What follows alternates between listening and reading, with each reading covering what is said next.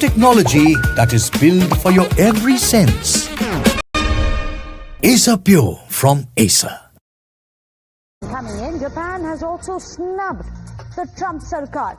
This time around, the Japanese negotiator has left United States abruptly, has cancelled his Washington visit. In fact, there's a massive storm about the way US is conducting business over tariff and the tariff deal snag that this deal may have hit with Japan. It's not just India, several other nations, including, of course, China has come out and backed India when it comes to the tariffs. And now you have Japanese trade talks with America regarding the tariff seems to have gone southwards. The Japanese trade negotiator has abruptly left the United States. That's what we do know right now. He was supposed to go to Washington and have his meets there.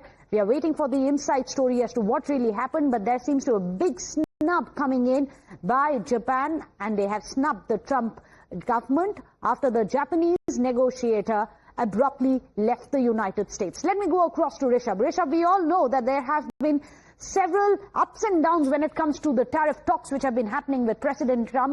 Many of the presidents, prime ministers have been coming out on record saying this is not the way business is being done.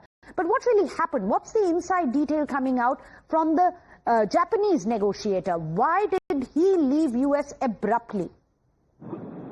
Well, when it comes to, Japanese negotiator, they had offered a package to Washington in lieu of pushing the tariff imposition on Japan. But, the Japanese negotiators feel that Donald Trump is using, or for that matter, weaponizing the tariff, and that is something that didn't go down well with the Japanese negotiators, and that's the reason that they have now cancelled the negotiations in the tariff. And it's not the first country. We have seen India doing that. There are other countries as well. And remember, when we talk about India and Japan, we are also talking about Quad partners. So United States doing this to the partners is something that is not going down well with the Quad partners. And we heard Penny Wong yesterday as well, while she was speaking to certain reporters in Canberra in Australia, that they are not in favor of this whole tariff imposition that is coming India's way or any partner's way from United States. And so now when it comes to Quad, all the three members except United States are against this whole tariff thing. So United States is also being now isolated within Quad. Japanese negotiators have taken a step back and returning to Tokyo. India, US, we have seen how things have unfolded. India has took a firm ground and has said that we will not compromise with our labor-intensive market.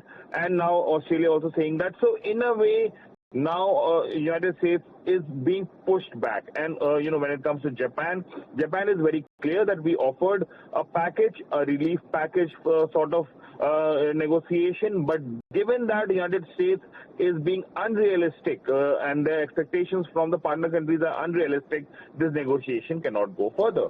Well, very interesting that you have Japan now snubbing United States in this manner, the negotiating even storming away and out of Washington, D.C., leaving America and heading home.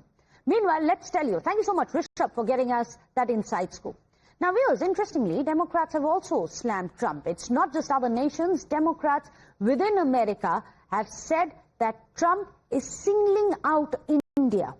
There are Democrats on the U.S. House Foreign Affairs Committee. They have called out Trump for being unfair with India, a long-term ally of United States. In fact, in a statement on social media, they ask if it is actually about Ukraine, because by that logic, China and other nations which purchase large amounts of oil from Russia would have faced sanctions and higher penalties. Well, that doesn't seem to be the case. In fact, only India is being penalized. India is being punished with the highest tariff on any state, which is 50%. Trump, via his actions against India, is also going to hurt Americans and will sabotage US-India relationship as well. Well, in fact, not just that, is it time, the big question, is it time that we re-examine what really is Trump so angry about?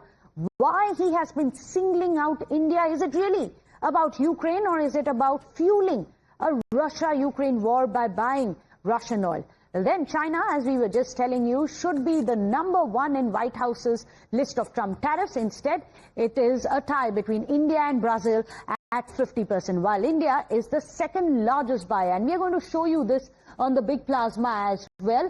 You have the Russian oil imports there, and you have the Trump tariff, which has been imposed, country-wise breakup, which has been made. When it comes to China, the Russian oil imports are that to the tune of $290 billion. India is only buying $133 billion worth of Russian oil. Then comes Turkey and Brazil. However, when it comes to it, if it is really about Russian oil, why is it that China, which has the maximum amount of imports, gets only 30% tariff on it? When it comes to India, it's a 50% tariff on it.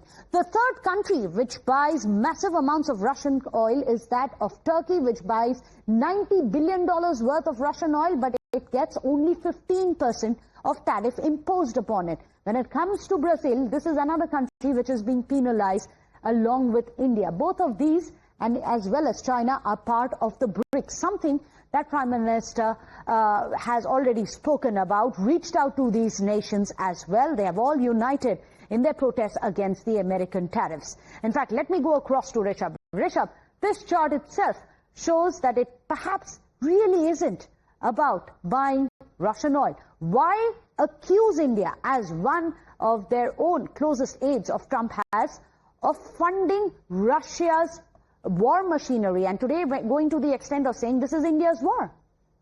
Well, Meghna, if we talk about United States, it is not really about the Russian oil. It is not about fueling Russia's war on Ukraine. If that was the case, then European Union, China, Turkey, all these countries would have had exponentially high tariff, which is not the case. If we go by the numbers for that matter, China happens to be the largest crude oil importer from Russia. When it comes to LNG, it is, European Union LNG, or for that matter, the other gases as well. It's all Turkey and European Union and China. India does not even import them. So if, Trump administration says that India is fueling the war against Ukraine, that is a completely factual incorrect statement to make. Having said that, many experts now suggest that it is something else, and it can very well be that while Trump was desperate to take the ceasefire credits between India and Pakistan, India maintained its long-standing, stand, and it held its ground that there cannot be any third party when it comes to India and Pakistan. It is a bilateral issue. It will always be a bilateral issue. We do not want a mediator, be it in Kashmir or be it in the conflict between India and Pakistan, and that is something that India held its ground for. And many experts suggest that that has irritated Donald Trump, and that's the reason that we are seeing. And how, and this showcases that how Donald Trump has made it, make the U.S. foreign policy all about himself and his ego for that matter. And that's the reason that we are seeing this unjustified tariff being slapped on India. Many also suggest that, Donald Trump feels that country like India needs to be working as per his directions, which India is not ready at, be it at a trade deal, be it at the geopolitics, and that is something that is irritating Donald Trump, and that's why all this we are seeing. So that's perhaps a pent-up anger that he's taking out on India, because India simply has refused to bow down, that we will not budge. These are the red lines, do not cross it.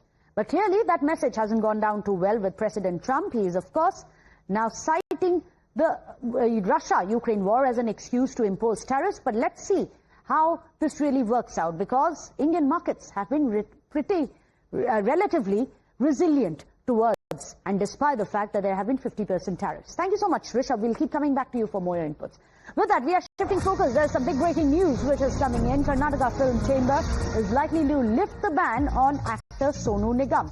This from